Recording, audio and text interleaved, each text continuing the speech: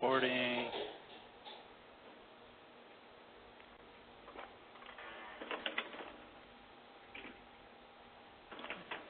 All right. So to begin with stock definitions, there's a few basics that you need to set up before you start entering brand new stock. There's also a stock import that you can do. The basic setup of the preferences would be under admin and down to preferences, and you've got stocks and sizes as one of the windows that you'd go into under your preference window. And in the preference window, you would put in your standard markups, and you can also put in quantity breaks. Okay. So if you wanted to have different quantity breaks and a different markup of those quantity breaks as a standard default, you could put that in here, or you can put it on individual papers. Wayne, do you have us muted right now, or can we ask a question? Well, it's probably better if you hold the questions until the end. Okay. Okay.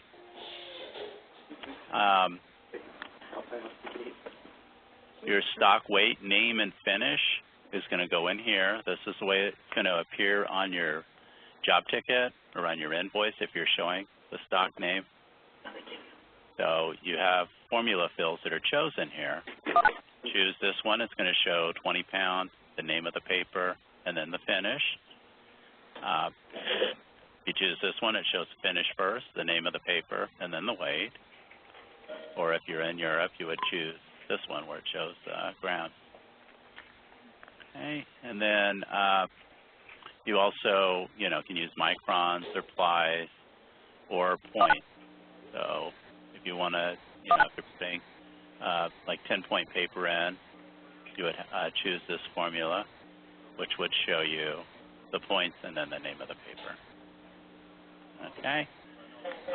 Your blank stock pricing, you'd put in your different quantity breaks for blank stock. That would be selling the paper stock without job method, without copying it or without printing it. And you'd have various markups that you can insert here for your different quantities.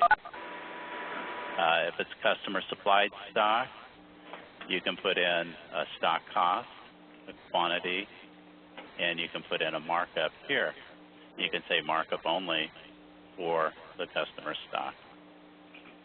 The size tables to use are the sizes that you would select off of your table editor. So if you come into admin to table editor, oops, not admin preferences, but admin table editor, and you've got stocks here, sizes United States. So you're indicating here that this is the table that you want to use with your stock. You've got this list that can either be sorted by name or it can be sorted by size. On this list, you have, also it can be sorted by ID number, but on this list you have various sizes of paper, and you can also translate those papers into a name field. So 7 by 10 1/4 can be translated into monarch size. 25 by 38 is translated to book paper. If you didn't want that to be translated to that size, you could just simply change it right here, 25 by 38. And then instead of showing up as book paper, whenever you entered a paper that was 25 by 38, it would show up as 25 by 38.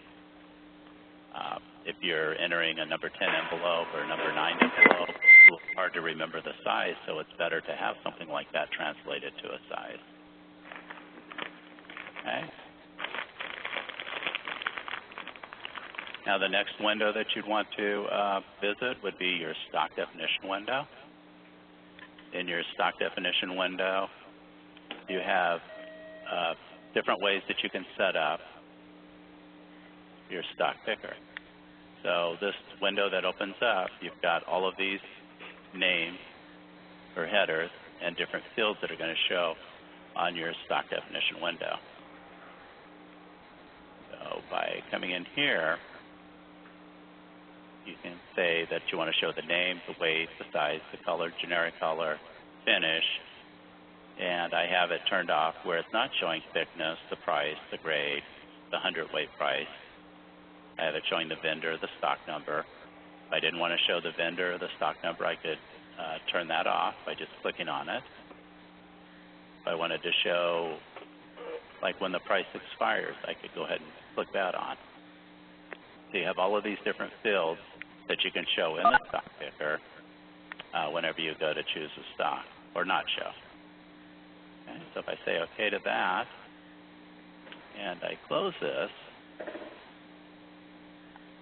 and go to get the stock picker again, see now I'm showing the name, the weight, the size, the color, generic color, the finish, the product ID number, and this is the internal number that PrintSmith chooses. So that may or may not be important to you. So if we wanted to change that, again, we would go to our preferences, to our stock definitions, and if we didn't want to show the product ID number, we could turn that off. Okay? Now we can also rearrange the way that this is going to list. So if you wanted to come in here and put maybe the color right after the name, you could drag it up here like this. And now you're going to rearrange it. When you save this, close this window, and then go to get it again. You know, you've got the name, the color, the weight, the size, the generic color, the finish, quantity on hand, committed, ordered, and then when the price expires if you have an expiration date in there. If you have it set on price never expires, then it won't show a date here at all. Okay? Now you can also, whenever you're in this window, to choose the stock, you can sort these different ways. So if you wanted to sort by the name alphabetically, you could click over that header, and it's going to sort by name alphabetically. Or you could sort by your weight, or you can sort by your sizes. So then it puts them all in order according to size. So we have our smallest size to our largest size. If we wanted to reverse that order, we could turn it over by clicking this little arrow down, and now it's going to sort by largest size to smallest size. Or if we were going by name, because we turned the arrow over, we're sorting by the last letter of the alphabet, the first letter. Or we could flip it back over again and then come back up here like this. Okay. Now, if there's something, you know, maybe you open this up and it's like this and you can't read all of the names, you can go above the header like this and you can drag this out to where you see more of the name. If you wanted to see more of the color, you could drag that header out, and then you're going to see more of the color there. Maybe the weight field is a little bit large, so you want to shrink that down. You don't need to see as much of that column. Okay. So, all right. So whenever you're in this stock picker, right now what it's doing is it's showing you all of the papers that are in this paper group. Okay, and it's showing 4,122 papers, 4825. We wanted to, we can sort our papers into different groups. We wanted to see just our envelopes. We see 260 envelopes. We look at this number down here. It shows us how many we're looking at in this list. We wanted to see carbonless paper, then it shows us 362 papers entered for carbonless. If we were using wide format, then we would have some wide format papers in here. Writing paper, doesn't look like that's in the right place. But you can create new groups. You don't have to have all of these papers inserted into just a group called paper. So to create a new group, you would come into your table editor, and you would go in here to your different stock groups. So you can create brand new groups for your stocks by coming into this window. So we can either modify these that are in there, or you wanted to make this cover paper. Now, if you're doing a paper import from a stock vendor, You don't want to modify paper. You don't want to modify envelopes, carbonless, or roll, or special, because those will all be used by the paper company for their import. So you don't want to change any of these. You want to leave these alone, but you can add different groups. And you can also rearrange these groups however you want them. But I would suggest leaving paper, envelopes, carbonless, and rolls and special alone, and leave those in there. Okay. Now the other tables that you may want to visit would be stock grades. So in stock grades, these are usually like a number 1, number 2 paper. This one's just showing that this is the name of the paper of, maybe where you have to order the paper from. So that's another field, another way that you could use a stock grade field if you aren't using it for like a number 1, number 2 paper. Stock finishes are going to be in here. See a few weird ones in here, and that's probably from a stock import. The stock import probably imported something funky here. So we could delete those. Okay, and then in the stock finish, it looks like the import probably brought in like some weird names here, part pre-collated. So if you do a stock import, sometimes the paper companies will put different names in different fields that really don't belong. Okay. Stock colors. Again, if you do an import, you're going to get a lot of different stock colors or names. So that these all came in with the stock import.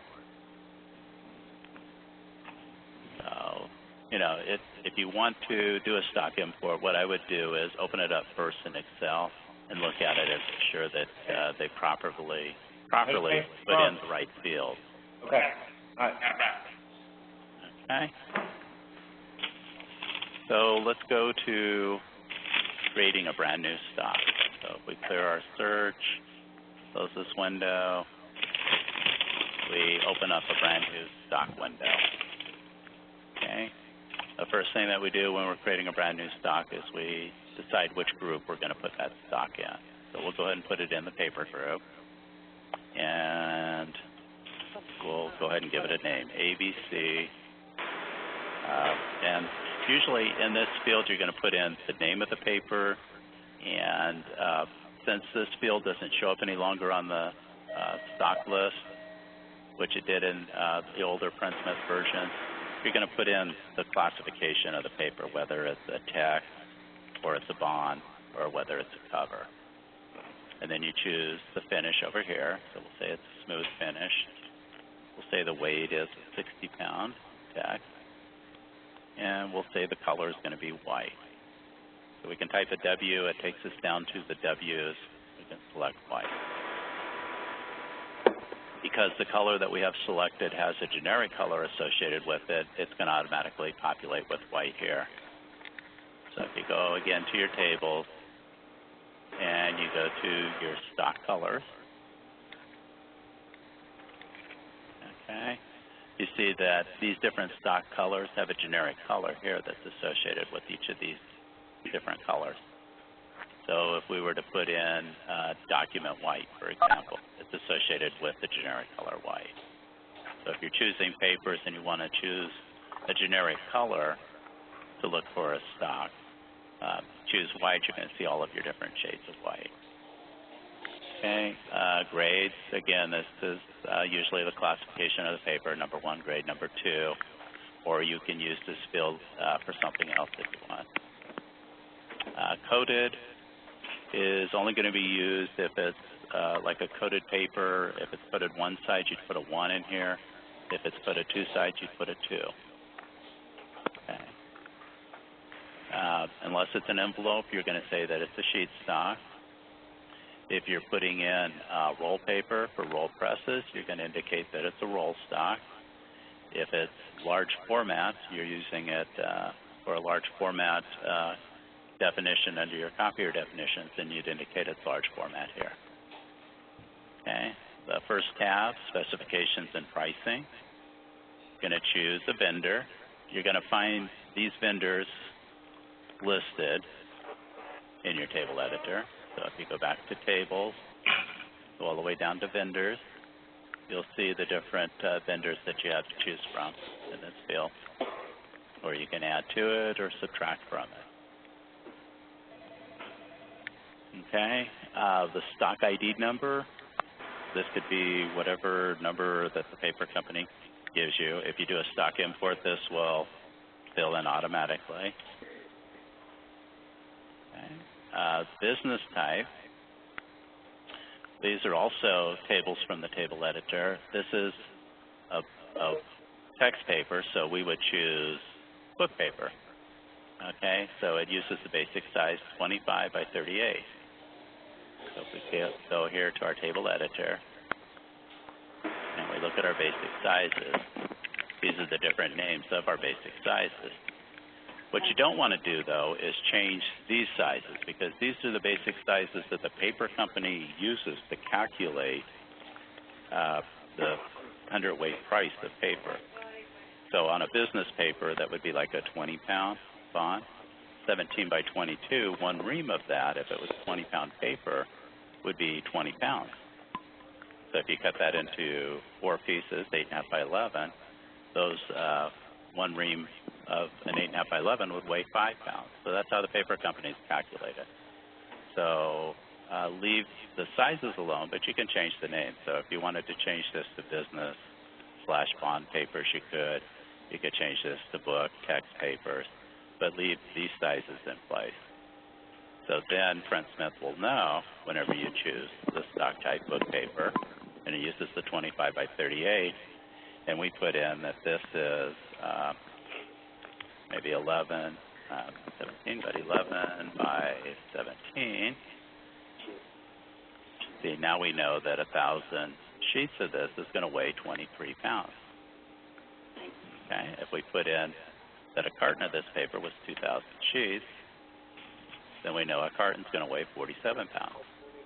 So it calculates the weight based on this stock type that you choose and the weight that you put up here. Okay. For example, too, let's just do something. We'll change this to 20 pounds and see, then that's going to be wrong because we have the wrong stock type chosen.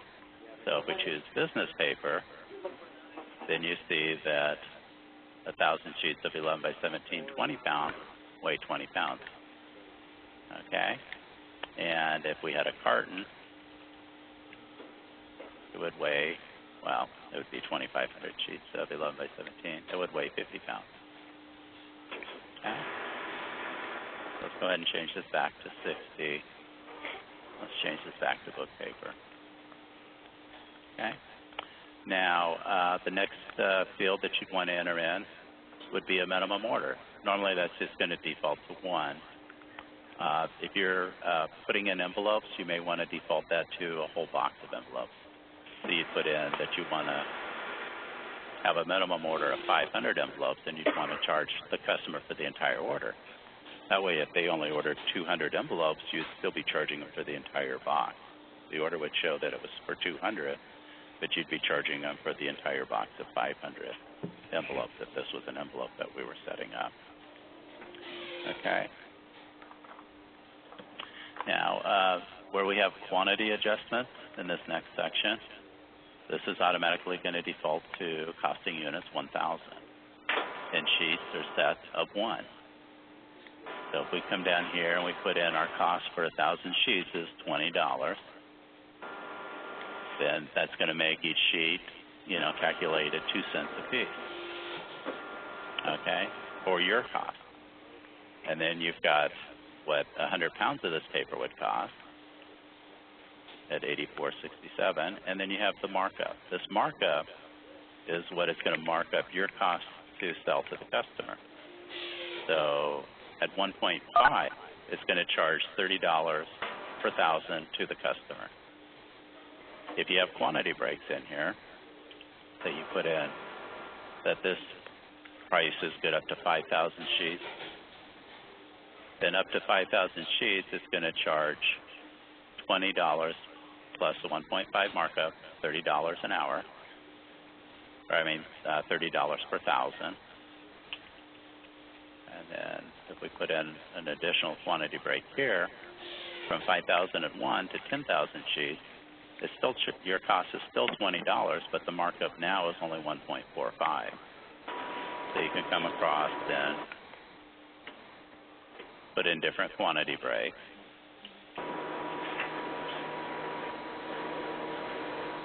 So the more sheets that somebody orders of this paper, then the less you're going to mark it up.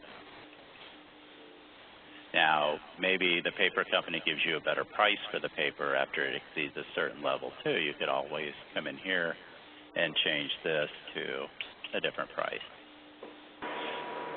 But then you'd want to change it here too. So you're passing on your savings to the customer, plus you're giving less of a markup too if you do that. Okay. So the price expires. It's going to default to never. But if you wanted to put in that you wanted this price to expire in 3 months, you could put in plus 90 and tab out of it or click out of it. And then it's going to calculate 3 months out that this paper is going to expire. Maybe you want to do it, 6 months out. And you put that in like that. Or you could come in and you could just type the word never, and then it won't have an expiration date at all on it. Okay. Under our next tab, pricing options, normal run size. This is going to default to whatever size you have in here, unless you type in a number. Okay, so if you are ordering really a large sheet of paper, 23 by 35, but the paper you normally would cut down to run on the press at a certain size, this is where you would put in your normal run size. So if that was 23 by 35, but you couldn't run a 23 by 35 sheet, you'd want to come in here and put in 11 by 17 for the run size.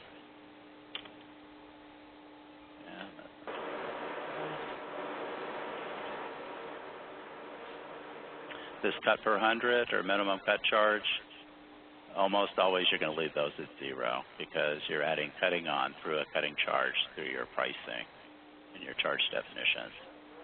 This, if you add this on, this is going to be an additional cost for the paper. For every 100 sheets that you sell, whatever number you put in there, it's going to populate the production field with the job window. Okay. So normally you would leave these at 0 unless the mill's charging you a special price for cutting that down.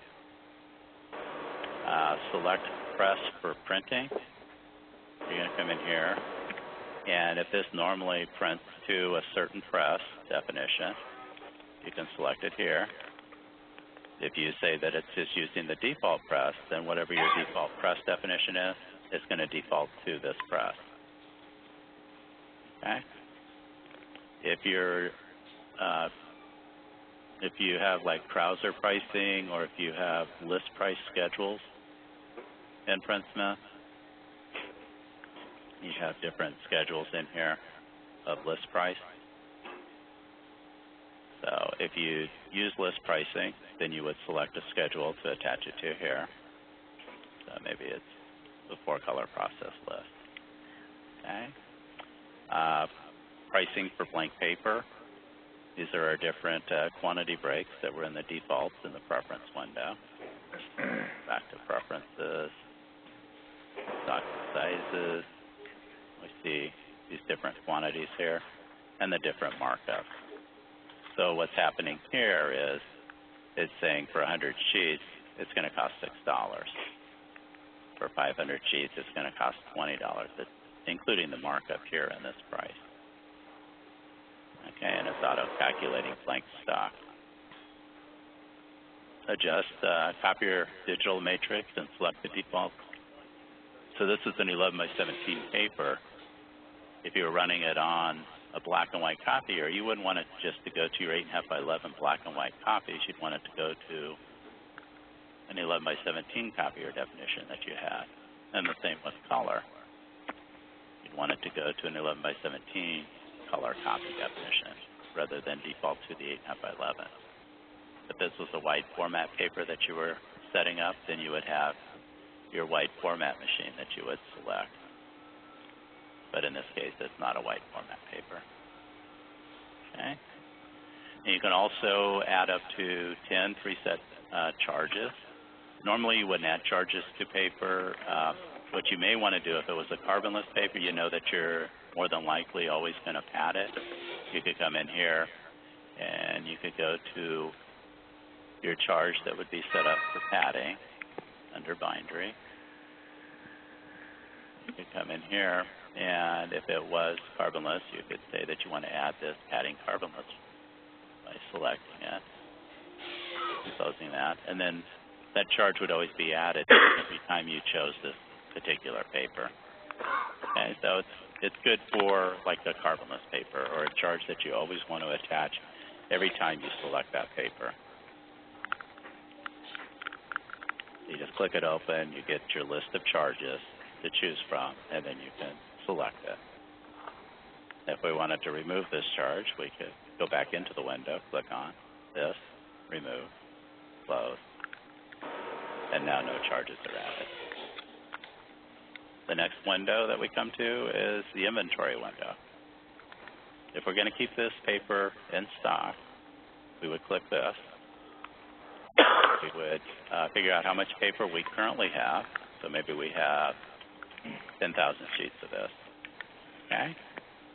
As you create invoices that would use this particular stock and file those invoices, it's going to commit a certain amount of paper, and then your available amount is going to be reduced down. If you have any paper that's currently on order, you would go ahead and fill it in here. This target level is the amount of paper that you want to order up to when it gets to this reorder point. So maybe you're not going to reorder this paper until it gets down to 1,000 sheets. Once it sees that you've taken out and gotten down to under 1,000 sheets available, and you go to place a stock order, then it's going to trigger this reorder point, and it's going to order enough paper up to this target level. So let's make the target level 50,000 sheets. So once it triggers it, then it's going to place on your stock order enough paper to get to that 50,000 sheets. The minimum order quantity that goes in here is maybe like per ream or something. So rather than, maybe it got down to 900, and it said that it needed to reorder, so it's not going to order 49,100 sheets to get up to the 50,000. It would order 49,500, so it exceeds your target level a little bit. Okay. Stock expires here. Again, another window that you can put an expiration date in on the inventory. And then if this paper is used for a specific customer, you can click on Shell Item, assign a customer to this paper where only this customer would be using this particular shell item or this paper. So that's good to use if it's maybe some pre-printed business cards or something that you want to keep in inventory. And then bin location is just a location of where you would have it. That would just be whatever you made up for a bin location number. Okay? And then as you use the stock or take it out of inventory, do a stock order, then this is going to change here for your history. Okay. So once we've completed this paper, we would just go ahead and file it. It'll add it to our stock list.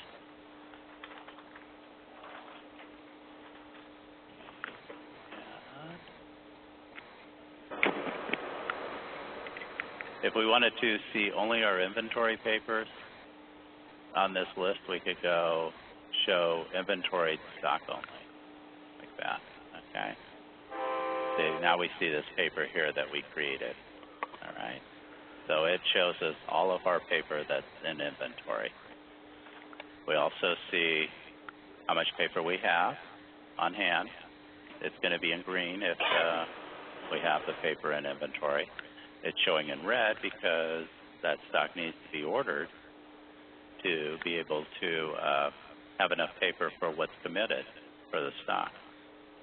And right now it shows that a certain amount of these particular papers have been ordered because a stock order has been created in PrintSmith. So in our stock order, we would come under here to report stock order, and we would see that certain papers, are ordered.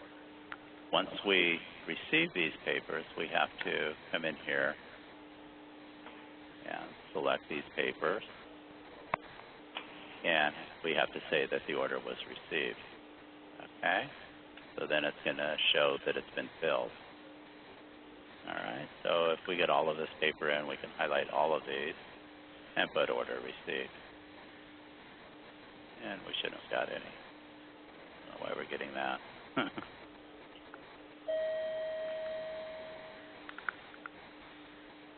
not good.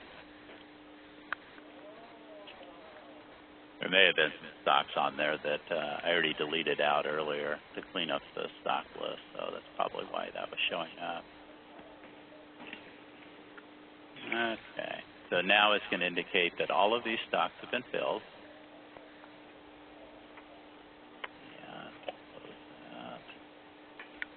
Now it's changed our level back to quantity on hand. A lot of those went to green. These particular papers, apparently nothing's been ordered for them yet. See, it shows ordered 0. So to order these stocks, what we would need to do is come under Admin, Order Stock, and we would say Auto Order, and we would say, instead of just pending list, we want to order anything that's low stock inventory. Say OK, and it goes through. If we open up the report from this window, now we have a couple of stocks that have been ordered, this one and this one. Now they're not going to go back into the inventory until we click that we receive the paper. So we'll click Received, click Received, and close this window, close that window, go back to stock definitions, and show just our inventoried items. You can see now everything's in the green, so everything's been ordered. And we still have these papers committed that are going to be pulled out of the inventory. Okay, so those are current invoices that are using that particular paper. If you were to cancel the document, then it would put it back into the stock on hand. Okay, but if you just went through the process of picking up the invoice and filing it, then it would stay committed, and then it would come out of this window here. Okay, so if we go into this particular paper, then we see that we've got the different history. Order received, stock committed, stock consumed, stock committed. This was reverted because this invoice may have been canceled. Stock received, stock ordered, order changed, stock ordered, and then an order was deleted there. All right, so I guess we can go ahead and, if anybody has any questions, they may want to go ahead and ask them now. Hi, I'm Kelsey. I'm calling from Koch Brothers. Hi, Kathy. I'm wondering, right now I know how to close out my jobs or tell them that they're done, but I don't get my report function to work, and so I'm worried that if I do put my papers into my inventory and stuff, that it won't actually have my correct ordering for my stock order. If you create the invoice, the only way that that paper is going to get ordered is if you come in to Admin, to Order Stock, and you say Auto Order, and you search for low stock inventory items. But what if the jobs don't get, like, closed out, and they still would... Yeah, it's going to order the paper if the invoice has been created and the invoice has been filed and it's on your pending list. Right. I know how to get them off of my... Oh, Let me just check that out then. So it has to be an invoice and it has to be filed. And then it also, in order for it to search for low stock inventory items, you've got to have the paper correctly filled out as an inventory item.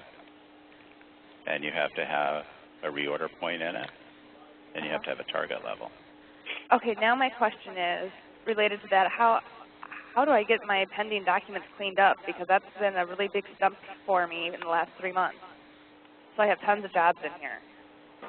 Okay, your pending documents will remain pending documents or work in progress until you process those through PrintSmith.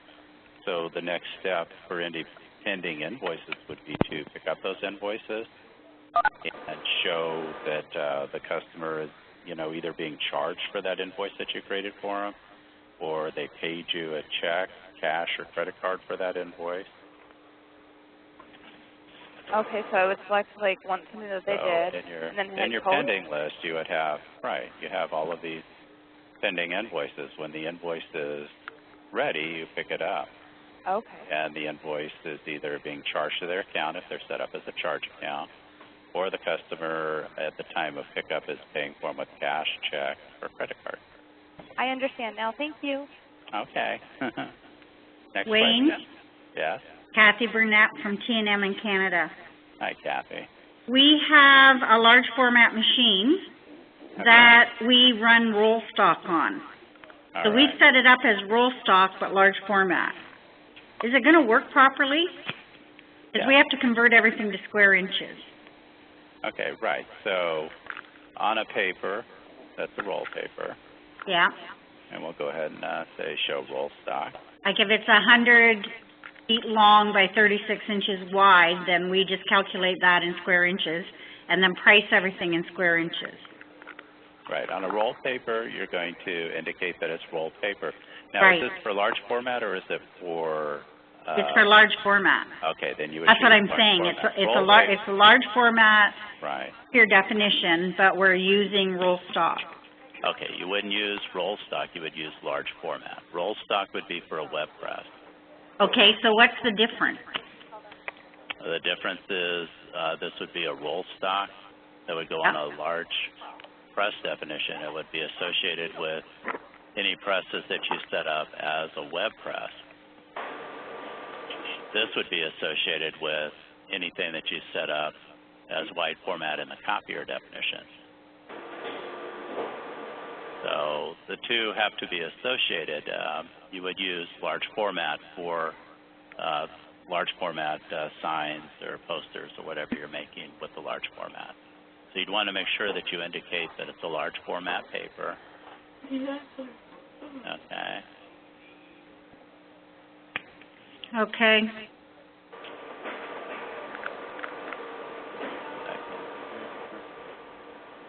And if we just wanted to show our large format stock, then we would have these papers listed.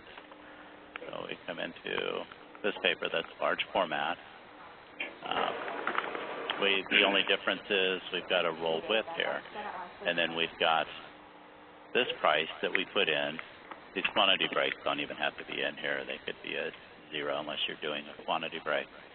But let's say, for example, your paper was 36 inches wide and the roll was 100 feet long. So that would be 1,200 inches times 36. So one roll would be 43,200 inches. Right. So what you could do is put 42,300 here and put in the cost for the entire roll. Maybe the entire roll cost you $80. Okay? That would calculate how much this roll was going to cost per square inch. This would be the markup to the customer per square inch. Okay? Yep. That's the only difference. And then in your pricing options, you would choose your wide format machine. So whatever you set up for your large format, let's just say it's this one, then whenever you chose this particular paper, it's going to default to this machine. Okay? And depending on how you have that set up for wide format, we can go off into another direction there, which wouldn't really be stock. But if you say that the stock price is of stock cost in this definition, then it's going to add on the Pardon me, I paper missed stock. that. Because this particular copier definition for wide format is set up to be marked up stock cost, then it's going to add this paper cost into the price for this job whenever you select this wide format sign maker. Whenever you select this paper, it uses this definition. This definition is telling PrintSmith to mark up the stock cost. So it's going to mark up the amount of square inches that you're using on the job. 1.5 is $80 for 42,300 inches. We charge by the So square foot. The price per square inch is the way PrintSmith is going to calculate it, though. Right. Okay. So if you want to know what the square inch price is, you divide by 144. Okay? So if you wanted to know what the paper price was going to be, you would have to divide 42,300 into $80, and you would see what the price per square inch would be, times the 1.5 markup. So what's so different between large format and roll stock? Roll stock is used for web presses. So if you have it indicated as roll stock, you've got web presses. The large format is for the copier definition. If you have roll presses, like a web press, you would have a definition that would be set up in your press definition. But as long as I chose the large format press, my roll stock, what's the difference? The difference is that these roll presses are going to use a roll-fed sheet, okay? So whatever you have indicated in your stock definition here is going to indicate what it's going to default to. So if it's a copier definition and it's wide format, you definitely want to select wide or large format, not roll stock. Okay. You're only going to choose roll stock if it's for a web press that you're setting. Okay. up. Okay. Any other questions? Yeah, I had one question. If, say you accidentally order some stock and it shows up on your stock report, is there some way you can unorder it so it's... You mean like go like this and delete it? Well, if you delete it, though, let's say then later you want to order it again. You can always order stock by, you don't have to auto-order. You can either order it from inside the invoice, or you can just go to order stock, and instead of auto-ordering, you say you want to select the stock that you want to order. Okay. And then you choose it, and then you put in the quantity that you want to order. So you can reorder it from the invoice as well? Yeah, you can reorder it from the invoice also. Okay. By just coming into the invoice. Right. Okay. And you would come in here like this, and you'd go down here to order stock. And once the stock is marked... Once the stock is ordered, you're going to get like a little green box here. Right. When the stock has been ordered. And once the stock has arrived and it's marked filled,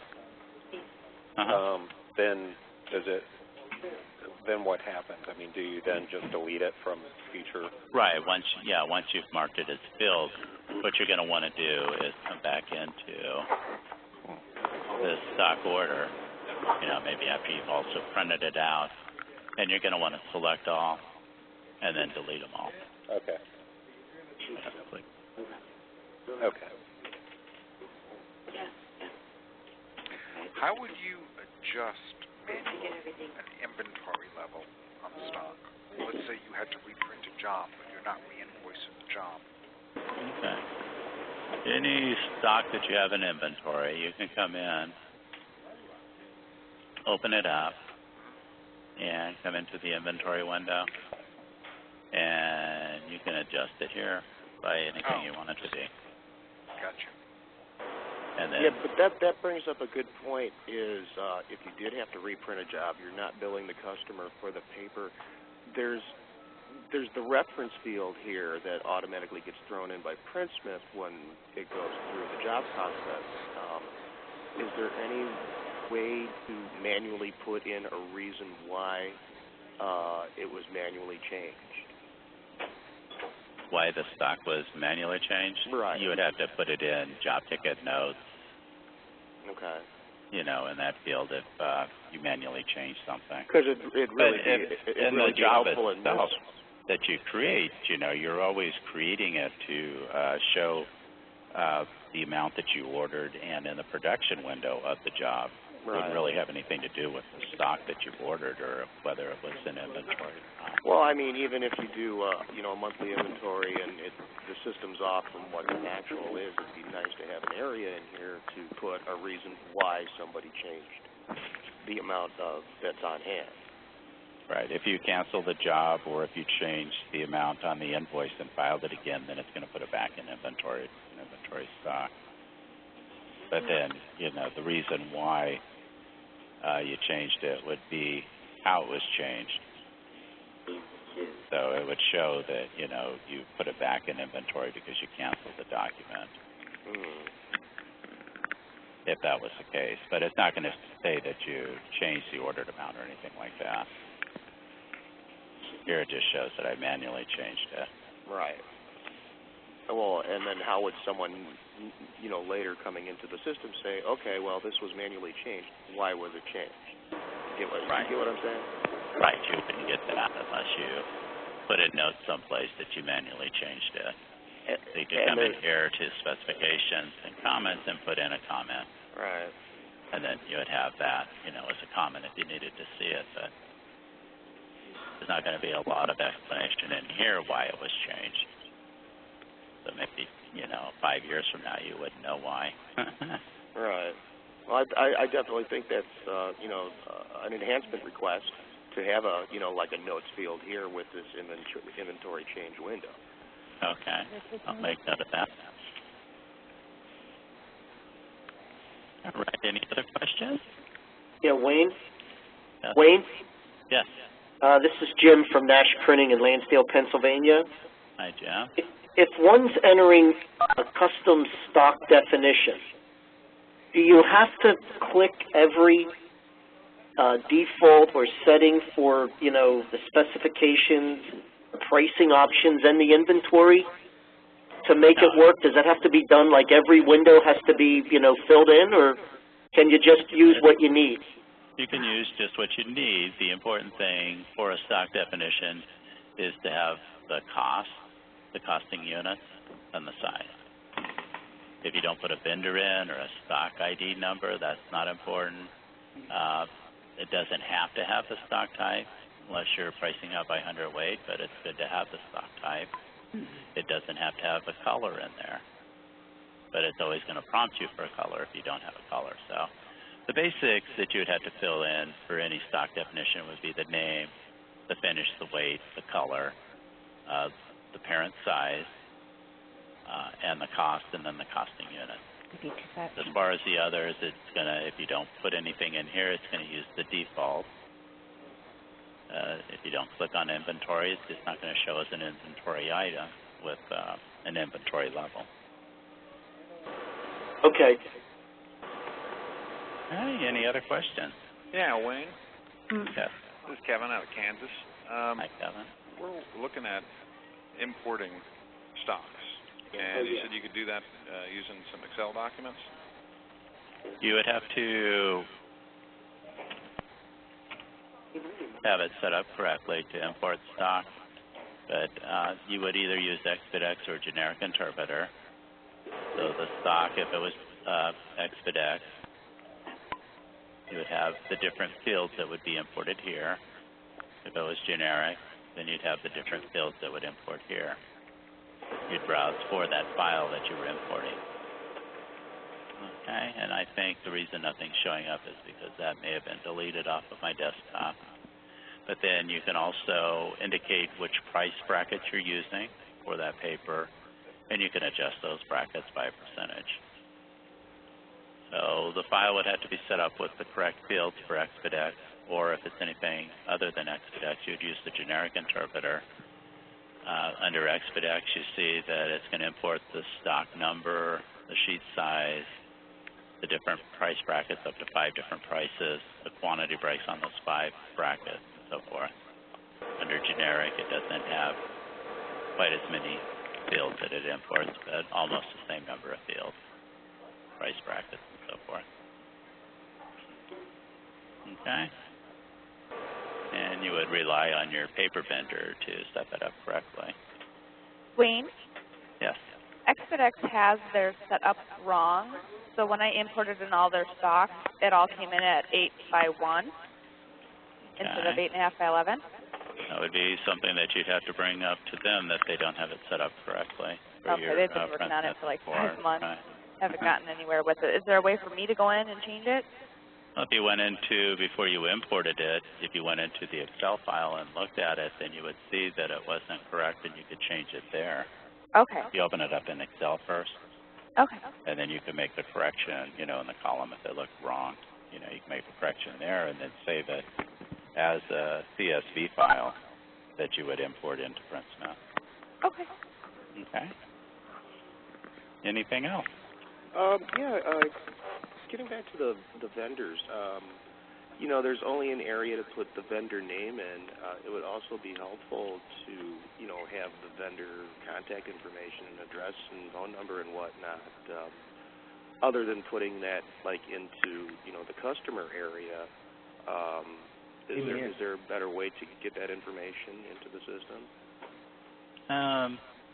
No, not really.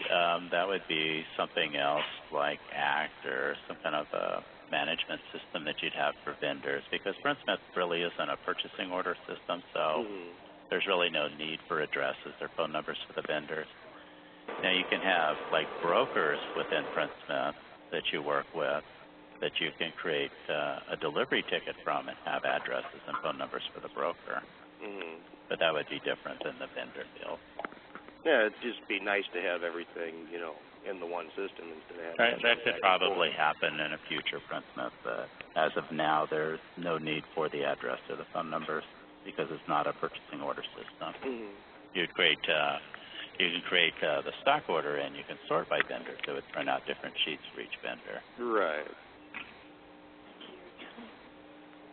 All right, any other questions?